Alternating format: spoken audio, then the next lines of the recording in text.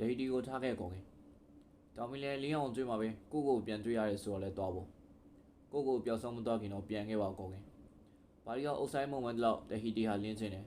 သူလင်းကသူ့မှာရှိတာတွေကိုလည်းပြတယ်သူ့မှာမရှိတာတွေကိုလည်းပြတယ်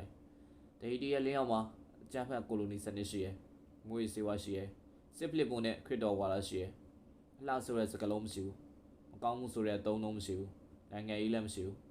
နာခံရမှုသာရှိပြီးပြည်စံမှုမရှိတဲ့ရမှာအနုပညာဟာမရှင်းတန်နိုင်ဘူးဆိုတာခင်ဗျားသိပါတယ်ကောခင်ခင်ဗျားချစ်သူတီတီကလှတယ်တိုးတော့ညဉ့်ညမ်းနေအင်္ဂလိပ်ကပြဖြစ်ရတာဂုံယူရယ်ဖာဖြစ်ရတာကြရှာကောင်းမှမသိဘူးသူ့ကိုထားခဲ့ကောခင်တန်တာကြောက်တွေကိုလမ်းခင်းပြရလောက်အောင်မိုင်မဲတဟီတီလမ်းတွေပေါ်သူ့ကိုထားခဲ့ရိုင်းဘွားတစ်ခုမှာရိုးရှင်းဖြူစင်မှုသာမရှိတော့ဘူးဆိုရင်ဘာတွေကြံခဲ့မလဲချီနီ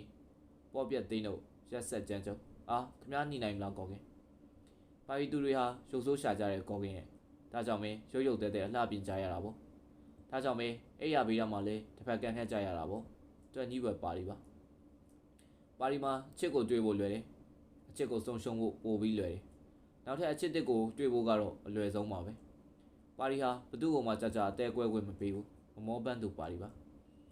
အနုပညာသမားမဟုတ်တဲ့အင်ဂျင်နီယာတယောက်ကတော့အီဖဲလိုအနုပညာတစ်ခုဖန်တီးတတ်တဲ့ကောခင်ရဲ့ရှုမောစရာပါရီမှာအစားတောက်ကြောင်မပြောတဲ့ပကြီးစရာမရှိဘူး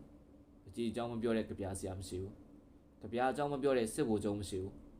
အချစ်ကြောင်းပြောဖို့ကိုလည်းသူတို့အားလုံးမမေ့ကြဘူးမူးမိလွယ်သူပါရီ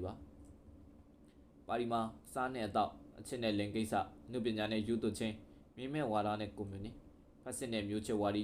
တီကောင်တွေလိုလုံးလားချွေလားလွတ်လပ်တဲ့ပါရီပါ